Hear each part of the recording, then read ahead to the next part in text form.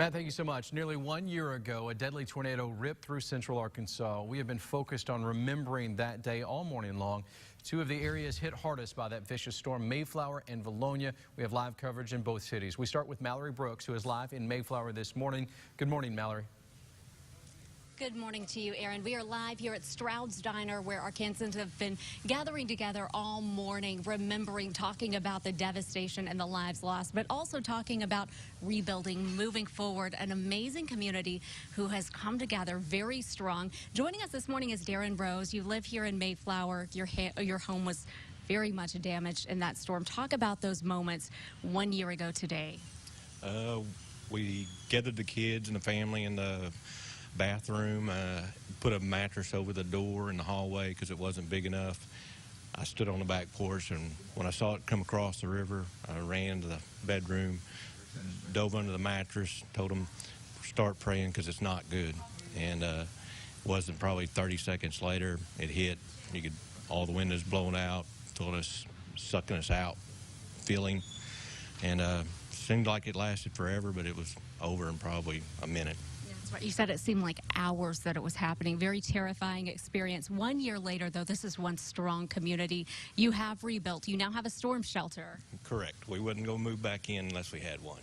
And you say everyone on your block has a storm shelter now after experiencing that. You say it's still hard for your family at times, especially your 5-year-old son. Yes, anytime it storms at all, Daddy is a tornado coming, You know, he just thinks anytime thunder, you know, it's going to be a tornado.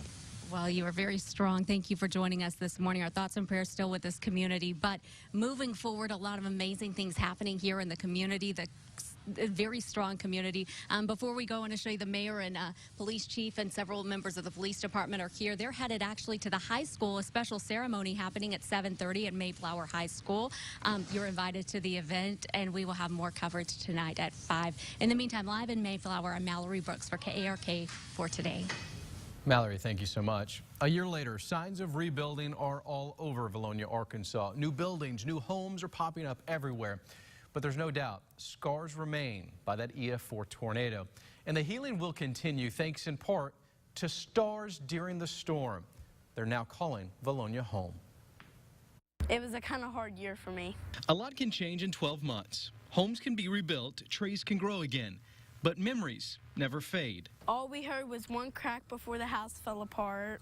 April 27, 2014. Abby Harper and her family were bracing for a storm. Fast forward 1 year later, and this 10-year-old fourth grader is hoping hundreds of celestial beings can make an impact in her community. We can finally do something for the tornado victims that isn't just giving them gift cards to go buy their stuff. We can give them like hope. Texas-based nonprofit Stars of Hope sent wooden stars to Faulkner County.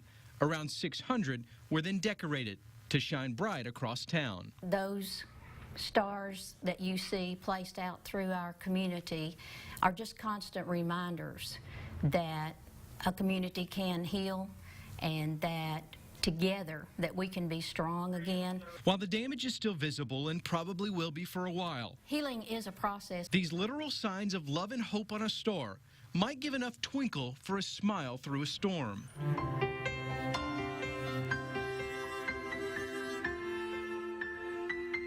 I think about that night and then I forget about it, and then I'm all happy because they say care and happy. Simple stars, providing hope for a day that will never be forgotten. They're going to be there a very, very long time as a constant reminder. Now we want to go live to Valonia, where Pat Walker has a very special guest. You just saw her in that story. Pat, you have Abby with you. Talk us through this. I do, D. Aaron Nolan. Here's Abby Harper here joining us this morning from downtown Valonia, and I've got to tell you, she's a tough soul for sure, because Abby is wearing short sleeves this morning, and I have my gloves on this morning. She said I never wear a coat. I'm always good. Is that right, Abby? Yes. Well, Abby, good morning. Thanks for joining me this morning. And Aaron was just telling the story about the Stars of Hope throughout Valonia, and you were actually telling me that while you painted yours, you haven't even really seen yours now. Is that right? No, I haven't seen mine. But you'll still see plenty of those around town? Yes. Mm-hmm. Now, what's it like whenever you go around town, you go up to school, and you see some of those Stars of Hope that are still here in town and around? How does that make you feel when you see those? It makes me feel hopeful. Hopeful for the future? Yes.